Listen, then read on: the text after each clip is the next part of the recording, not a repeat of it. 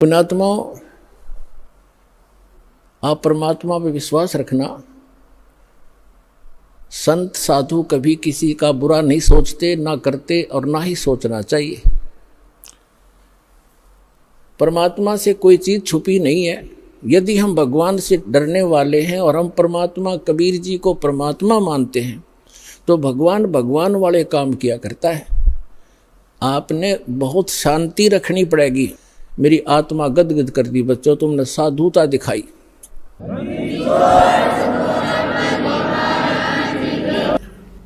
सुन रामानंद राम हम और मैं बावन नरसिंह। कहती है लीलाएं मैंने ही की थी। Kabir is God. बोलो सतगुरुदेव की जय हो। और किसी के जच्चे भी कोई ना इस अतिथि में तो जच वही हंस है जो अपने गुरु के प्रति एक इतनी भी आस्था बिगड़े नहीं मन में, चाहे कोई सारा समाज कह ले। आज इस दास के साथ वही लीला हुई, क्रोथा कांड। परमात्मा की लीला है, इतनी बदनामी कर दी और बात जीरो भी कोई ना। गुंडा गर्दी करते थे, आश्रम में न्यू करते थे और अब न्यू होता था, जुल्म होता था, समाचार पत्रों में प्रकाशित करवा दिया। या लीला परमात्मा की थी आप जी को परखने के लिए। लेकिन आप इतने पुण्यात्मा थे और पहले की इन दुर्घटनाओं से कि कहाँ मार खाते ये फाउल पॉइंट आपका याद भी थे। इस कारण से आज आप सफल हुए और उसका ये परिणाम देख रहे हैं। पहले से कई गुना परमात्मा की प्यारी आत्माएं उमड़ कर आई हैं। आपके हृदय में ये समाया भी नहीं कि ये बकवास क्या कर रहे हैं, क्योंकि आप आंखों देख रहे थे और इसका ये परिणाम हुआ। परमात्मा की रजा में राजी रहना सीखना पड़ेगा अपने। परमात्मा चाहे किसी प्रकार भी आपको रखता है, चाहे भूखा रखता है, प्यासा रखता है, पर कहते ये ऐसा नहीं होगा कि भूखा और प्यासा आपको रख ले भगवान, क्योंकि ये दयालु मालिक है। ज्यों राखो त्यों ही रहूं, अमरा के चारा, खाने जाद खरीद हूँ गुलाम तुम्हारा।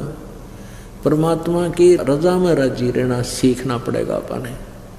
परमात्मा चाहे किसी प्रकार भी आपको रखता है, चाहे भूखा रखता है, प्यासा रखता है, पर कहते ये ऐसा नहीं होगा कि भूखा और प्यासा आपको रख ले भगवान, क्योंकि ये दयालु मालिक है।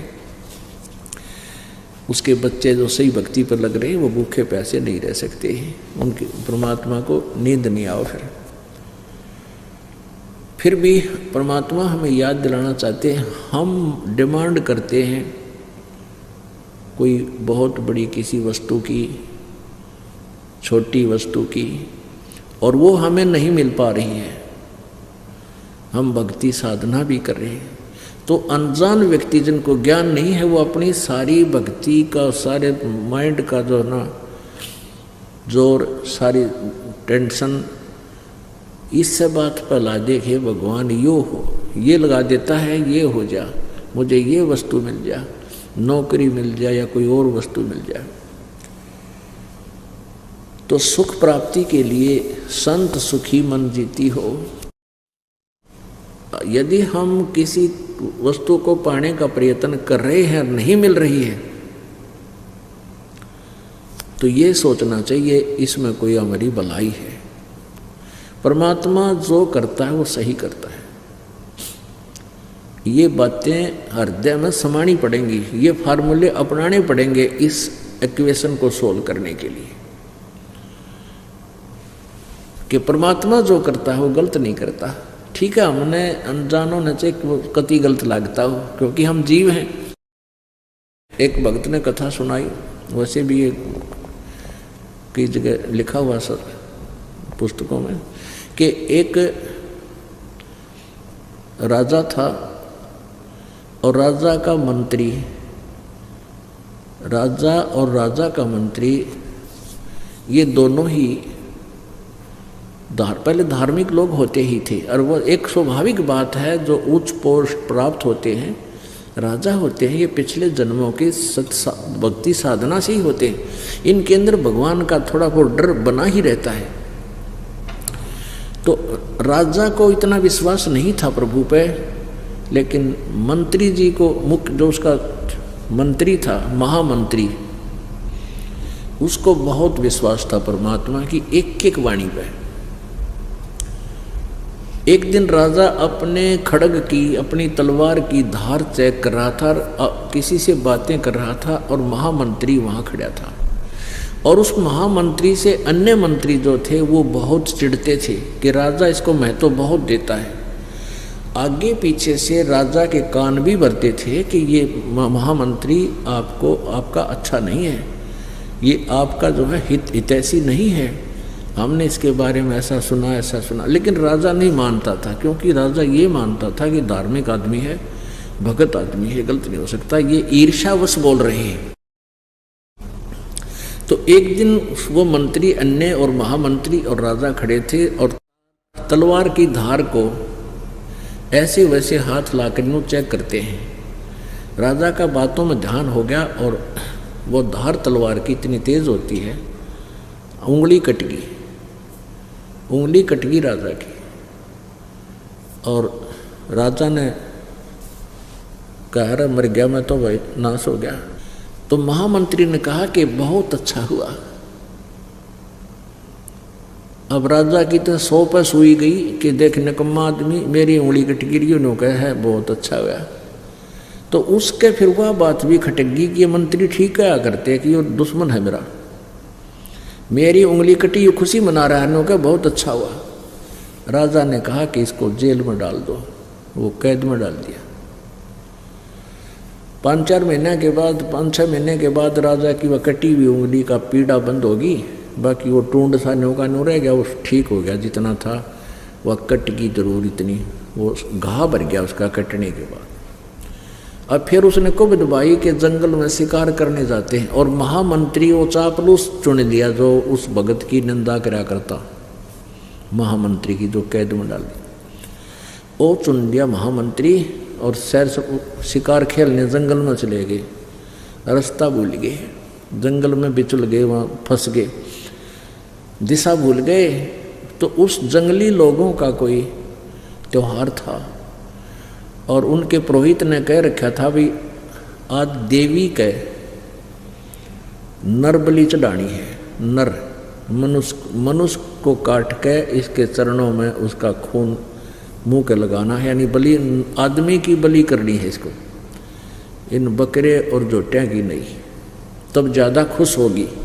तो उस कबीले के जो थे आदमी सब इधर उधर किसी आदमी की तलाश में चल पड़े। उन्होंने वो दोनों घोड़ों पर थे, वो दोनों घोड़ों वाले घेर लिए, तीर ले रहे चारों तरफ से, सैकड़ों आदमी घेर लिए, पकड़ ले आए, पुरोहित के सामने खड़े कर दिए कि लो जी एक छोड़ दो बलि। पुरोहित बोला ठीक है, 2 चढ़ा देंगे, देवी और ज़्यादा खुश होगी। तो उस पुरोहित ने कहा कि ये देखो इनका कोई अंग भंग ना हो, अंधा काना लूला लंगड़ा कोई टुंडा ना हो।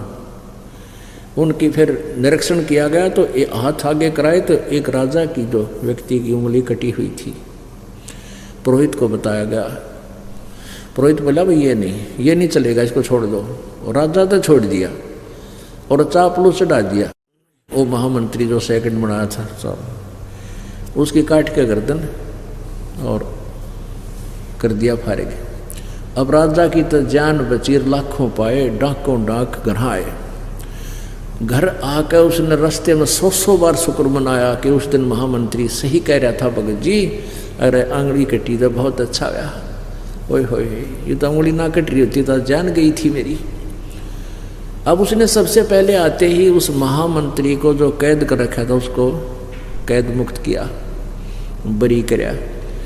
और फिर उससे कहा भगत जी आपको मैंने पीड़ा दी, इसकी क्षमा करना, आपकी वो बात आज सत्य सिद्ध हुई। आप कह रहे थे ना उंगली कटी, तो आपने कहा था बहुत अच्छा हुआ भाई, मेरे लिए तो घड़ा अच्छा हो गया, उंगली कट गई, उंगली कटने से मेरी जान बच गई। फिर उसने प्रश्न किया राजा ने उस महामंत्री से कि मेरे लिए तो अच्छा हो गया, मेरी उंगली कटने से मेरी जान बची, तो आपके लिए क्या अच्छा हुआ, ये 6 महीने की कैद भोगनी पड़ेगी। ने बोला मेरे लिए मेरी जान बच गई ना, मैं तेरे साथ होता वहाँ मेरी बलि चढ़ाओ। तो आज तो कहते हैं परमात्मा जो करता है सत्कर मान लेना, ये चाहे कथा हो लेकिन ये सत्य है। हमने इतना विचार करना पड़ेगा इस मार्ग पर अगर कदम रखना है, तब हम 2 कदम चल पावांगे।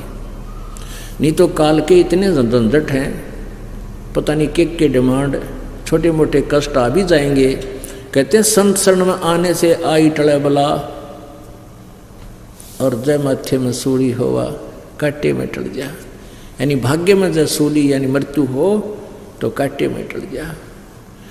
इन बातों पर विचार करके हम परमात्मा के मार्ग पर चल पाएंगे और इसके लाभ न उठाएंगे। तो यहाँ इस प्रकार जैसे आपको कोई हानि भी हो रही है तो न्यो मन जीता जाएगा। कहे कबीर और सब दुखिया, एक संत सुखी मन जीती हो। अब जैसे किसी को छोटी मोटी उकचुक हो भी जाती है, तो आपको जब ज्ञान है इस परमात्मा का, आपने मन जीत रखा है, आप भगवान के इस ज्ञान के आधार से इस मन की परों को काट दोगे कि भगवान जो करता है ये गलत नहीं कर सकता। चाहे आज हमें कितनी हानि होती दिखे है, लेकिन परमात्मा जो कर रहे हमारे हित में है। यदि हम अपने नियम पर धर्म कर्म पर ठीक हैं, और यदि हमने अपना धर्म कर्म में बिगाड़ रखा है, नाम खंड कर रखा है, मर्यादा भंग कर दी, तो फिर तो वो हानि स्वाभाविक सही हो रही है आपको। फिर उसमें भगवान का रोल खत्म हो गया, आपकी किस्मत चल रही है। तो इसलिए कहते हैं जब लग हंसा हमरी आना, और काल लगे नहीं तेरा बाना। परमात्मा कहते हैं जब तक मेरा भक्त मेरी मर्यादा में रहेगा, आन में, आन कान बोलते ना, तो तब तक काल तेरा तीर नहीं लगेगा, तेरे कर्म दंड को मैं